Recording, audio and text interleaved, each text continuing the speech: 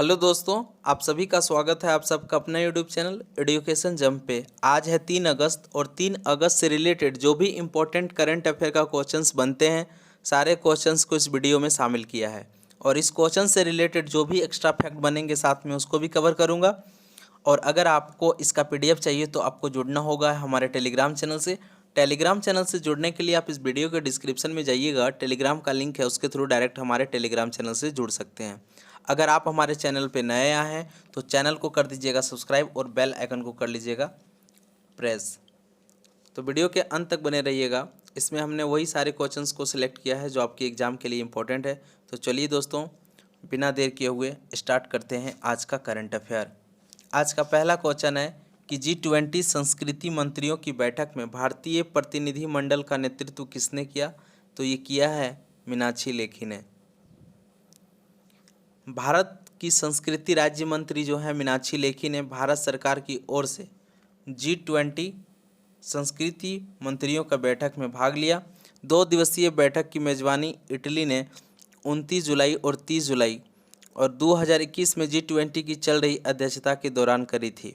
चर्चा का मुख्य विषय रहा सांस्कृतिक विरासत का संरक्षण, सांस्कृतिक माध्यम से जलवायु संकट को संबोधित करना और प्रशिक्षण और शिक्षा के माध्यम से क्षमता निर्माण और संस्कृति के लिए डिजिटल और नई प्रौद्योगिकी विकास के प्रेरक के रूप में संस्कृति और रचनात्मक क्षेत्र।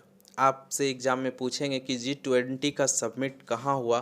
तो G20 जो हुआ इटली में हुआ और G7 ये हुआ है इंग्लैंड में। ब्रिक्स आपका हुआ, ये हुआ आपका भारत में। और नाटो इसका जो समिट हुआ है ये हुआ है ब्रुसेल्स में। और अपेक जो है ये हुआ न्यूजीलैंड में।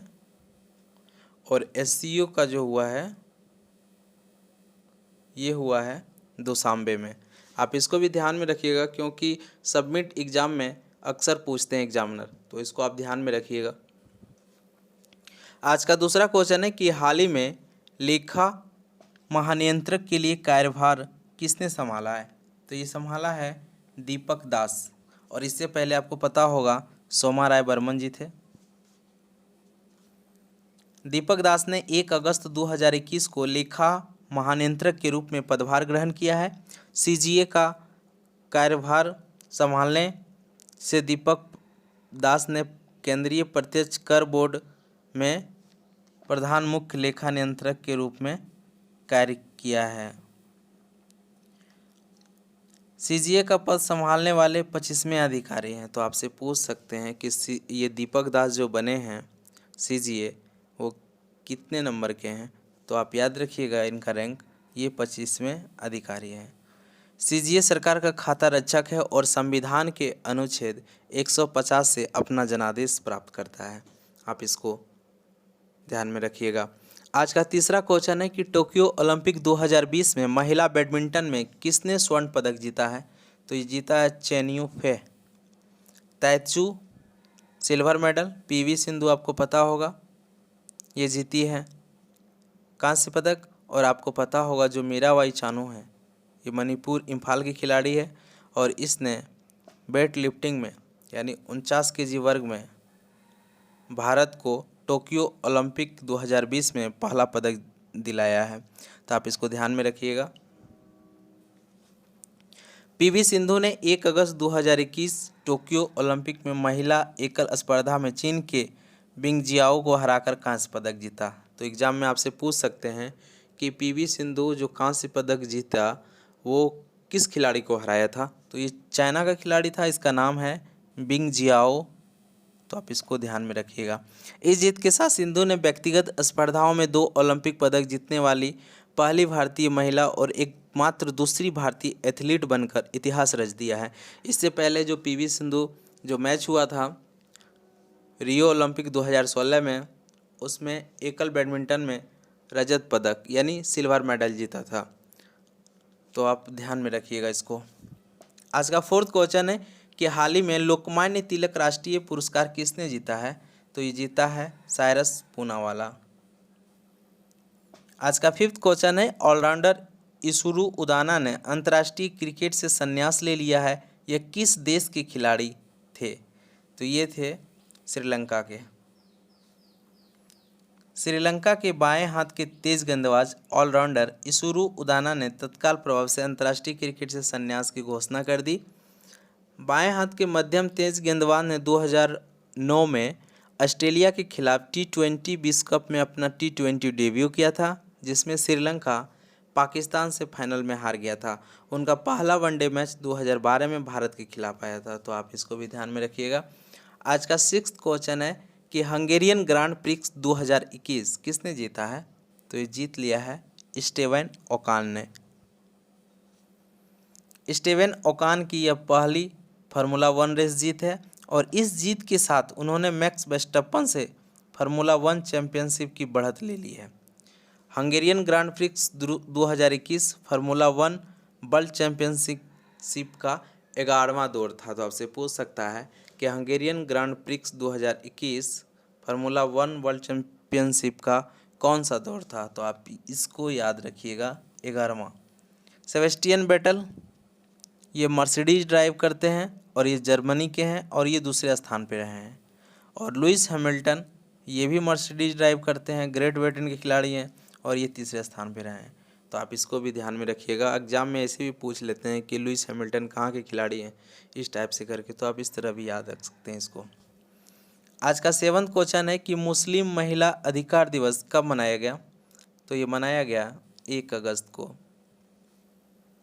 भारत में मुस्लिम महिला अधिकार दिवस पूरे देश में 1 अगस्त को ट्रिपल तलाक के खिलाफ कानून की अधिनियम का जश्न मनाने के लिए मनाया जाता है।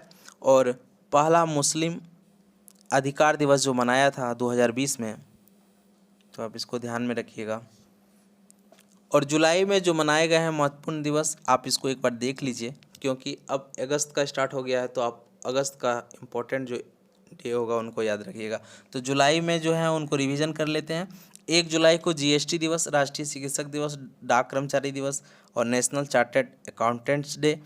2 जुलाई को है विश्व UFO दिवस, 4 जुलाई को स्वामी विवेकानंद स्मृति दिवस और 6 जुलाई को है जुनोज दिवस, 9 जुलाई को है राष्ट्रीय विद्यार्थी दिवस, 10 जुलाई को राष्ट्रीय मत्स्य किसान दिवस, 11 जुलाई विश्व जनसंख्या दिवस। तो एग्जाम में अक्सर अगर जुलाई से पूछते हैं तो ये पूछते हैं विश्व जनसंख्या दिवस कब मनाते हैं, तो ये याद रखिएगा। 12 जुलाई अभी NTPC का जो एग्ज़ाम चल रहा था उसमें पूछा था कि मलाला दिवस कब मनाया जाता है, तो 12 जुलाई को मनाया जाता है।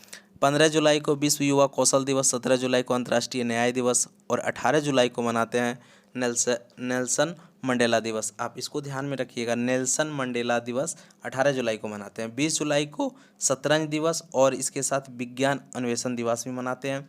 23 जुलाई को राष्ट्रीय प्रसारण दिवस और 26 जुलाई को कारगिल विजय दिवस। तो आप जुलाई से जितने इम्पोर्टेंट हैं ये आप इनको याद कर लीजिएगा। एग्जाम में अगर जुलाई से बनेंगे क्वेश्चन तो यहीं से बन जाएंगे। आज का 8th क्वेश्चन है कि अगस्त के लिए किस देश का संयुक्त राष्ट्र सुरक्षा परिषद का अध्यक्ष चुना गया है? तो ये चुना गया है भारत। आज का 9th क्वेश्चन है कि भारत सरकार ने उड़ान योजना के तहत कितने नए हवाई यातायात मार्गों का मंजूरी दे दी है? तो ये है 780। भारत सरकार ने हाल ही में उड़ान योजना के तहत 780 नए हवाई यातायात मार्गों को मंजूरी दे दी है। इस योजना को शुरू होने के बाद देश में 359 रूट खोले गए हैं। इस योजना के तहत 59 नए हवाई अड्डे स्थापित किए गए हैं और इस योजना को लॉन्च किया गया था 2017 में। तो आप इसको ध्यान में रखिएगा। आज का 10th क्वेश्चन है कि केंद्रीय गृह मंत्री श्री अमित शाह ने किस शहर में Uttar Pradesh state institute of forensic sciences का शिलान्यास किया है? तो ये किया है लखनऊ में। तो चलिए दोस्तों, आज का करंट अफेयर को यहीं पे समाप्त करते हैं। अगर आपको हमारा वीडियो पसंद आते हैं तो वीडियो को लाइक कीजिएगा और हमारे चैनल को सब्सक्राइब कीजिएगा और अपने दोस्तों के साथ भी शेयर कर दीजिएगा। वीडियो के अंत तक बने रहने के लिए थैंक यू सो मच।